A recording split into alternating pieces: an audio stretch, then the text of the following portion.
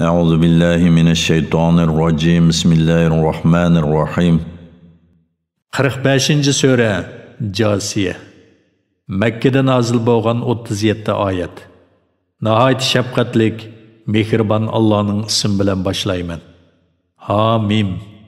Bu kitap galip, hikmet bilen iş qilguvchi Allah tarafidan nazil qilingandir. Osmonlarda va zaminda mu'minlar uchun Allah'ın qudratini ko'rsatadigan haqiqatan nurg'un dalillar bor.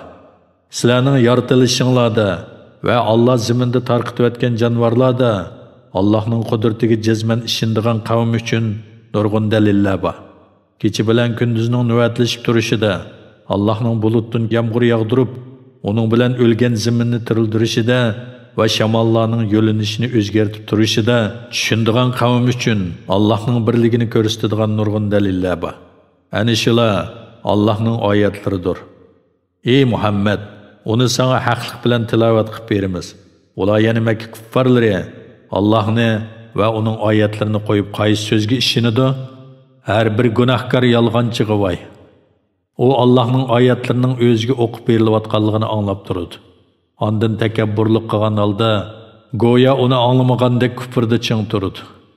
Gumrohlikda texmi azvalaydi. Onunga qattiq azob bilan xush xabar bergin. O bizning oyatlarimizdan biror narsani bilgan chaqda, ya'ni onunga Qur'on oyatlari yetgan chaqda, uni masxir qiladigan narsa qilib oladi. Ana shular xor qiluvchi azobga duchor bo'ladi. Ularni oldida jahannam kutib turadi. Ularning erishgan narsalari va Allohni qo'yib do'st tutgan narsalari, ya'ni butlari ularga hech narsaga asqatmaydi. Ular cho'ng azobga duchor bo'ladi. Bu Qur'on onunga ishongan ve onunga ergashgan kishiga komil hidoyatdir. Parvardigorning oyatlarini inkor qilganlar eng qattiq azobga duchor bo'ladi.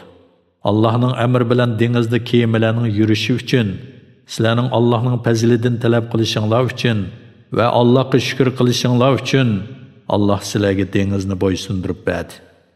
Allah osmonlardagi va zamindagi narsalarning hammasini kamali fazildan sizlarga bo'ysundirib berdi. Buningda haqiqatan qudrati ilohiyatni tafakkur qiladigan qavm uchun Allohning qudrati va birligini ko'rsatadigan nurg'un dalillar bor.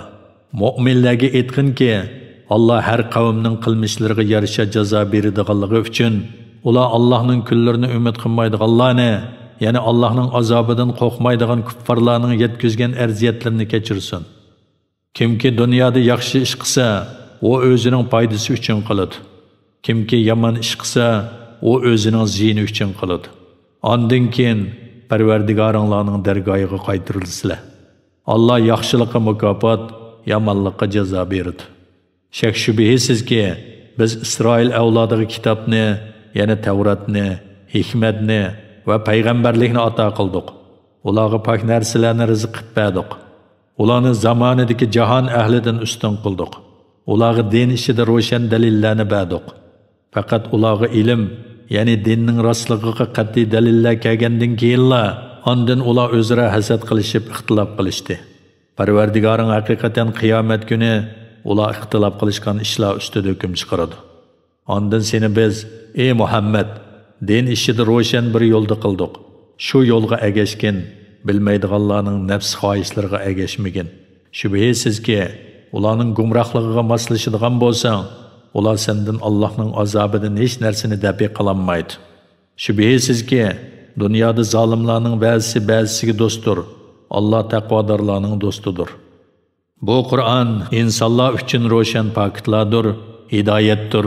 O'lgandan keyin tirilishga jazman ishongan qavm uchun rahmatdir. Yomon ishlarni qilganlar, ya'ni gunohkor kuffarlar, o'zlarini iymon etgan va yaxshi amallarni qilganlardek qilmishlarini hayotlikda, mamatlikda ular bilan o'xshash qilishimizni o'ylamda, ya'ni ularni o'xshash qilishimiz mumkin emas. Ularning chiqargan hukmi nima degan yomon?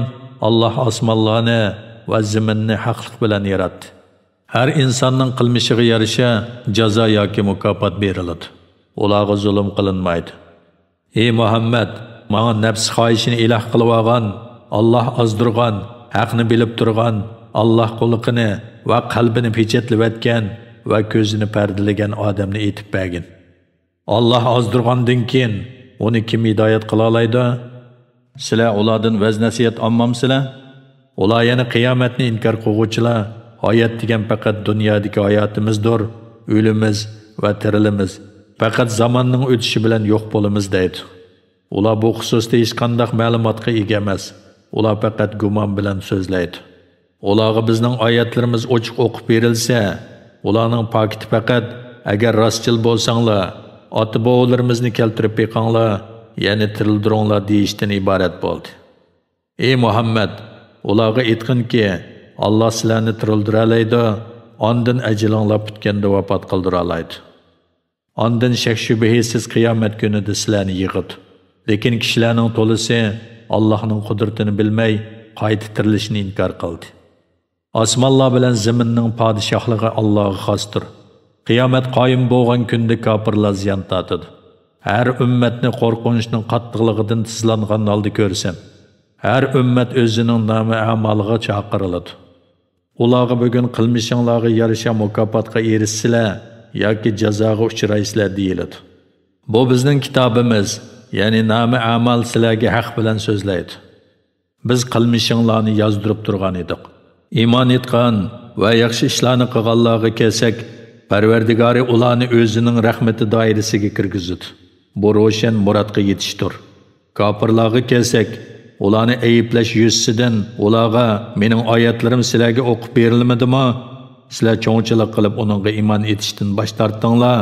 Sizlar gunohga cho'mgan qavm edinglar deyiladi. Sizlarga Allohning va'dasi haqiqatan haqdir. Qiyomatda, ya'ni qiyomatning bo'lishida hech shak yo'q deyilsa, sizlar haddidan ziyoda sarkashliginglardan qiyomatning nima ekanligini bilmaymiz, faqat uni bo'lishi mumkin deb gumon qilamiz, uningga biz haqiqiy ishonmaymiz dedinglar. Oxiratda ularning qilgan yomon ishlari oshkor bo'ladi. Ular dunyodagi chog'larda masxir qilgan azob ularni o'rib oladi. Sizlarning o'sha kundagi muloqotni unutganliginglarga o'xshash, bugun sizlarni unutdimiz. Sizlarning joyinglar do'zax bo'ladi. Sizlarni azobdan qutqizadigan hech qanday yordamchi bo'lmaydi. Bu shuning uchunki, sizlar Allohning oyatlarini masxir qiladigan narsa qilib oldinglar va sizlarni dunyo tirikchiligi oldi. Bugun ular do'zaxdan chiqarilmaydi. Ulardan tavba qilish va ibodat qilish bilan Allohni rozi qilish talab qilinmaydi. Jami hamd sana osmonlarning parvardigori, zaminning parvardigori va olamlarning parvardigori Allohga xosdir. Osmonlardagi va zamindagi ulug'liq Allohga xosdir. Allah g'olibdir, hikmat bilan ish qiluvchidir.